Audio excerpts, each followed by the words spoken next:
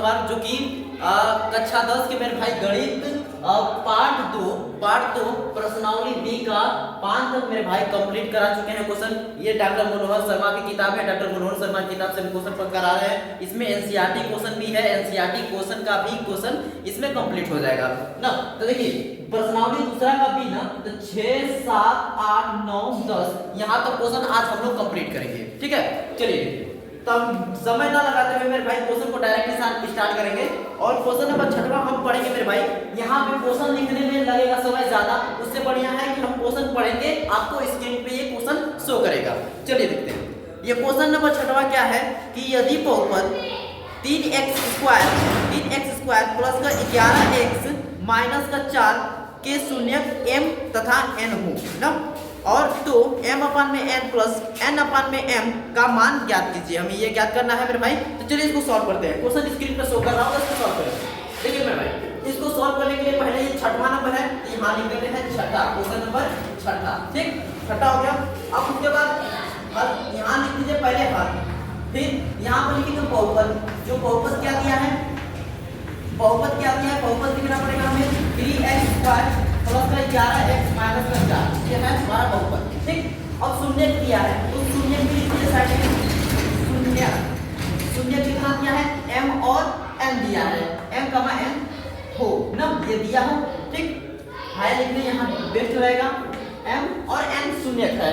उसके बाद मेरे भाई क्या दिया है ना कि हमसे क्या पूछा है, m और m/n और प्लस और क्या है n/m, हमें बताना है। देखिए मेरे भाई सॉल्व कैसे करेंगे, बहुत बेसिक तरीका से स्टेप बाय स्टेप करेंगे। ये देखिए तो सबसे पहले लिखेंगे शून्यकों का योगफल ना, शून्यकों का योगफल। मेरे भाई शून्यकों का योगफल आपको याद है, एक बार इस क्वेश्चन में यूज हो रहा है, शून्यकों का योगफल,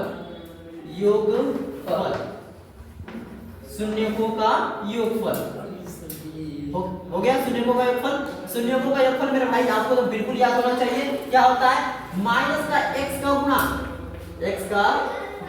माइनस x का गुणांक अपान में क्या होता है मेरे भाई x स्क्वायर का गुणांक। यहाँ पे लिख देते हैं x स्क्वायर का गुणांक, समझ जाइएगा बिल्कुल, x स्क्वायर का गुणांक ना, x स्क्वायर का गुणांक। अब देखिए आपको मैंने ये भी बताया मेरे भाई कि शून्यकों का योगफल, देखिए शून्य क्या दिया है, m और n दिया है ना, तो शून्यकों का योगफल कितना कर देते हैं, m प्लस n लिख दिया। योगफल मतलब होता है प्लस करना, जोड़ना, तो ये जोड़ दिया। अब देखिए मेरे भाई माइनस x का गुणांक ना, माइनस x का गुणांक, इसको हम डायरेक्ट लिखते हैं अल्फा प्लस बीटा लिखते हैं। अगर अल्फा प्लस बीटा शून्य दिया रहता तो माइनस b/a, लेकिन हम यहाँ पे माइनस x का गुणांक लिखे हैं, अपान में x स्क्वायर का गुणांक लिखे हैं, तो डायरेक्ट हम इक्वेशन जो दिया है ना, बहुपद दिया है, उसी में वैल्यू हम पुट कर लेंगे। ये देखिए माइनस हो गया, माइनस x का गुणांक, ये देखिए ना x ये है, तो x का गुणांक क्या है, गुणा में क्या लगा 11 लगा है ना, तो यहाँ लगा दीजिए 11। ठीक, बात क्लियर। और x स्क्वायर का गुणांक, क्या देखिए 3 है ना, तो यहाँ नीचे लिख दीजिए 3। ठीक मेरे भाई हो गया, आपको समझ में आ रही है बिल्कुल बात। तो देखिए m प्लस n का वैल्यू कितना हो गया, -11/3 हो गया ना मेरे भाई, -11/3 ये हो गया। चलिए इसको हम करते हैं s साइड में। अब शून्यकों का योगफल निकल गया, अब हम शून्यकों का गुणनफल निकाल लेते हैं इसी तरफ। शून्यकों का गुणनफल, शून्यकों का गुणनफल मेरे भाई, शून्यकों का गुणनफल आपको मालूम होना चाहिए कि ये देखिए शून्य हमको क्या दिया है, m और n है ना, तो इन्हीं का गुणनफल कर दीजिए, m और n गुणा में लगा देते हैं mn, गुणनफल हो गया। अब शून्यकों का गुणनफल क्या होता है, अचर पद बटा में x स्क्वायर का गुणांक, x स्क्वायर का गुणांक मेरे भाई, x स्क्वायर का गुणांक होता है ना, x स्क्वायर का गुणांक। ठीक, अब देखिए हम ये भी आपको बताना है कि अल्फा बीटा का गुणांक निकालते हैं, गुणनफल निकालते हैं, तो c/a होता है, तो c को ही यहाँ पे अचर पद जो होता है c होता है, x का गुणांक होता है a होता है ना। देखिए m गुणे n, अब यहाँ पे हम डायरेक्ट वैल्यू रख सकते हैं। अचर पद क्या है, -4 है ना, तो -4 रख दीजिए। x स्क्वायर का गुणांक क्या है, 3 है, तो डायरेक्ट लिख दीजिए 3, तो -4/3 हो गया। यहाँ तक आ गए मेरे भाई। इसको क्वेश्चन में क्या करना है, यहाँ से स्क्रीनशॉट लेना है, आगे हम इसको रब करके हम आगे और सॉल्व करेंगे। ठीक, यहाँ तक कंप्लीट। तो चलिए देखिए पहले हम यहाँ पे लिख देते हैं कि आपको आगे दिक्कत ना हो। m प्लस n का वैल्यू कितना आया है -11/3 ना, तो -11/3 लिख दिए। और m इंटू n ये गुणनफल कितना आया है, इसको साइड में लिख देते हैं -4/3। हो गया ना मेरे भाई, यहाँ तक आ गया है आपको समझ। तो 2 सेकंड 3 सेकंड में हम आपको पूरा जल्दी बता दे रहे हैं। देखिए बहुपद जो दिया था बहुपद को लिख दिया, शून्य दिया था m और n वो लिख लिया। उसके बाद करना क्या होता है भाई, शून्यों को योगफल निकालना, -x का गुणांक अपान में x स्क्वायर का गुणांक ना। तो m और शून्यों का योगफल देखिए, दोनों शून्य दिए हैं m और n, प्लस करिए अब -11/3 -11 कहां से x स्क्वायर का गुणांक, तो ये x का गुणांक, तो x गुणा के 11 लगाया और ये बटा में क्या है 3।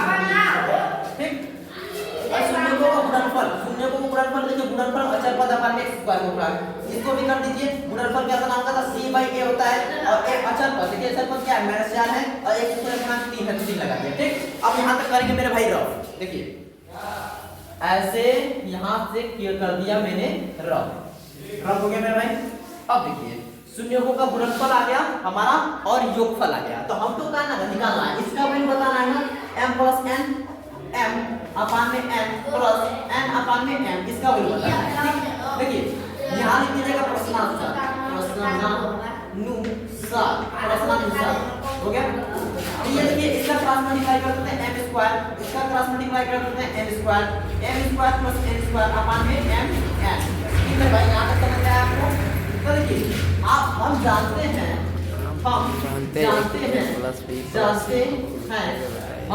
हैं अब कहेंगे कि हम क्या जानते हैं सर, ये बताइए। ये देखिए m प्लस n का whole square, m plus n का होल स्क्वायर जानते हो कि नहीं, m स्क्वायर प्लस का n स्क्वायर प्लस 2mn। मेरे भाई ये तो बचपन से खेलते आ रहे हो ना, a प्लस b का whole square, a square plus b square plus 2ab, तो m प्लस n का होल स्क्वायर क्या होगा, m square plus n square plus 2mn। ये हो गया मेरे भाई। देखिए हम mn को जहां है कहीं छोड़ रहे हैं और 2mn को इधर भेज रहे हैं। देखिए m प्लस n का होल स्क्वायर और माइनस का और 2mn इधर क्या है m स्क्वायर और प्लस का n स्क्वायर। अब ध्यान से देखिए ना मेरे भाई, ये m square plus n square इसका वैल्यू तो पूरा जो इसके बराबर है, m प्लस n का होल स्क्वायर माइनस 2mn ना।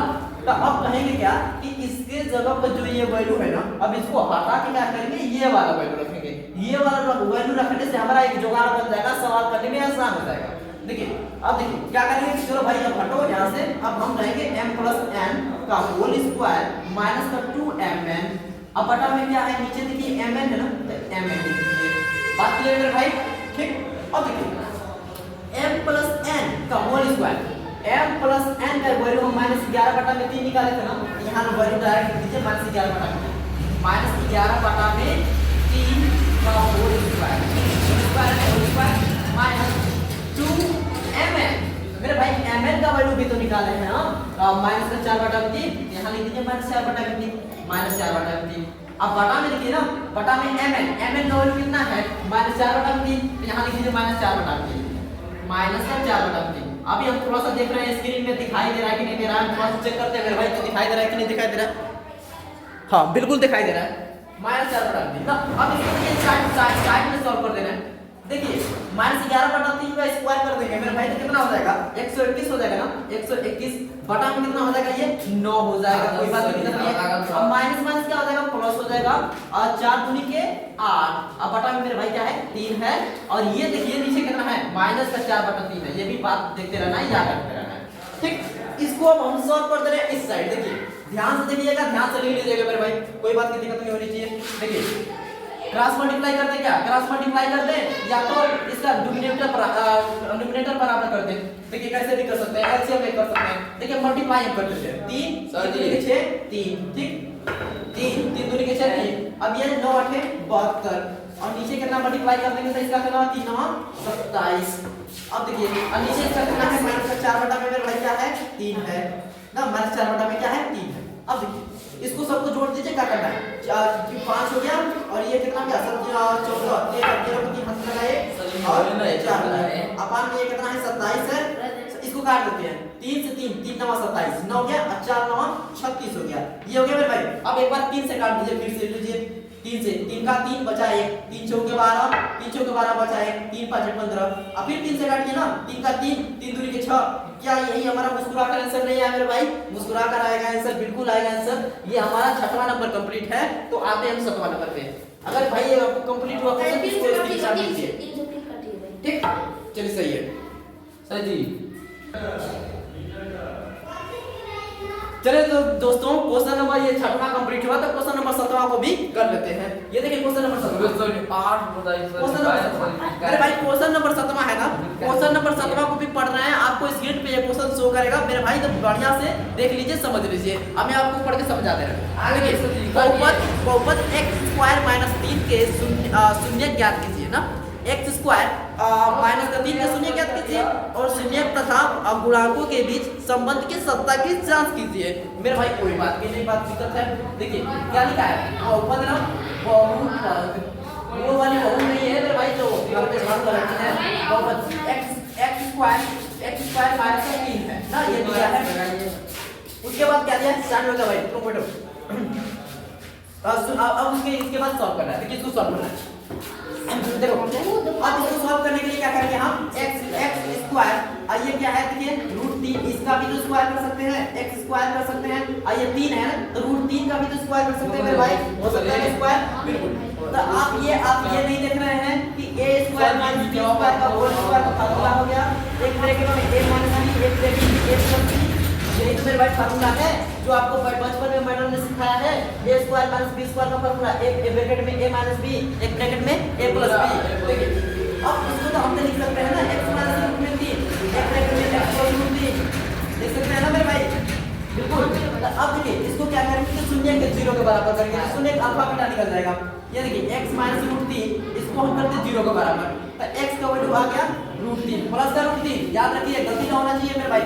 देखो ये x प्लस का, इसको भी 0 के बराबर करिए, 0 के बराबर हो गया, तो x = माइनस का √3 हो गया ना। अब ये भी x, तो क्या करेंगे हम, अल्फा को बराबर अल्फा लगा देंगे, अल्फा ये 3 हो गया, इसको बनाते हैं बीटा के लिए माइनस करूंगी, ठीक ना। अब देखिए ये दो शून्य के निकले, ये क्या निकले मेरे भाई, दो शून्य के निकले हैं, अल्फा और बीटा। अब देखिए अब हम करेंगे सत्ता की जांच। नाउ स्टार्ट, सूरज बढ़िए थोड़ा, सत्यता की जांच, सत्यता की जांच कीजिए। तो हमको सत्ता की जांच करना है, तो सत्ता की जांच में पहले सबसे पहले क्या करना आता है, शून्यों का योगफल, तो शून्यों का योगफल, शून्यों का योगफल, ठीक। शून्यों का योगफल, शून्यों का योगफल मेरे भाई क्या होता है आप बताइए, माइनस का b अपान में a होता है, आपको ये पहली बात बता दी है। और अगर डायरेक्ट फार्मूला याद रखना है, शून्यों का योगफल -x का गुणांक अपान में x² का गुणांक, ये तो होता है बटा में x² का गुणांक। तो देखिए तो हम यहाँ पे डायरेक्ट लिख देते हैं अल्फा बीटा, दो शून्य अल्फा और बीटा दोनों का योगफल -b अपान में ना, -b अपान में। आप चाहते हैं कि शून्यों का योगफल, तो आप ये भी लिख सकते हैं कि -x का गुणांक अपान में x² का गुणांक, ऊपर नीचे लिख सकते हैं, वो हो जाएगा, ठीक। लेकिन अल्फा प्लस बीटा -b अपान में है, तो अल्फा और बीटा, देखिए अल्फा का वैल्यू कितना है, √3 आया है मेरे भाई, तो यहाँ √3 लिख दिए। अब प्लस -√3, तो इसका वैल्यू कितना हो गया, -b, यहाँ देखिए कितना आ जाएगा 0 अपान में a, ये हो गया 0, 0/0। ये हमारा शून्यों का योगफल क्या करेगा मेरे भाई, शून्यों का योगफल आ गया। अब हम करते हैं शून्यों का गुणनफल, यहाँ पे कर दीजिए, साइड में कर दीजिए। यहाँ पे देखिए पहला नंबर यहाँ से यहाँ तक हमने कर दिया, फिर दूसरा नंबर यहाँ से यहाँ तक हमने कर दिया, फिर उसके बाद तीसरा नंबर शून्यों का गुणनफल, शून्यों का गुणनफल,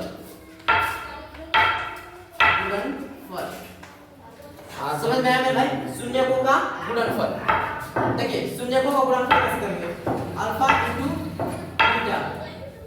इंटू बीटा, c अपान में a होता है, क्या होता है c अपान में। अब इससे पहले आपको ये बताएं कि शून्यों का गुणनफल इक्वल टू अचर पद अपान में x² का गुणा होता है, अचर पद अपान में x² का गुणा होता है, तो वही तो है। उसके नीचे आप ये भी लिख सकते हैं alpha into beta equal to c upon में, समझ गए। अब देखिए अल्फा इंटू बीटा ये क्या है, अल्फा √3 है, बीटा का वैल्यू माइनस का √3 है, और ये c अचर पद देखिए ये कितना है, -3 है ना मेरे भाई, -3 लिख दिया। और ए का वैल्यू यहाँ देखिए x स्क्वायर का गुणा होता है, तो यहाँ कितना है 1 है, कुछ नहीं है तो 1 है, तो यहाँ 1 लिख दिया। बात क्लियर करें दोस्त, देखिए इसको मल्टीप्लाई करेंगे तो ये कितना हो जाएगा, रूट का 9 हो जाएगा, और ये माइनस का 3 बार है, तो देखिए ना रूट में 9 है ना, तो कितना बार आता है 3 आता है ना, ये -3 दोनों बराबर है, अगर काटना चाहे तो काट दे, दोनों बराबर हो गया। तो इस तरह मेरे भाई क्या हो गया ना, ये सत्यता की जांच हो गई। अगर वीडियो पसंद आए मेरे भाई तो वीडियो को लाइक कीजिए और चैनल को सब्सक्राइब कीजिए। अगर आपको पसंद नहीं आया वीडियो तो डिसलाइक भी कर सकते हैं मेरे भाई, लेकिन डिसलाइक करिएगा तो कमेंट बॉक्स में जरूर कमेंट करके बताइएगा कि कहाँ कमी रह गई, अगली वीडियो में वो कमी ना किया जाए। बिल्कुल।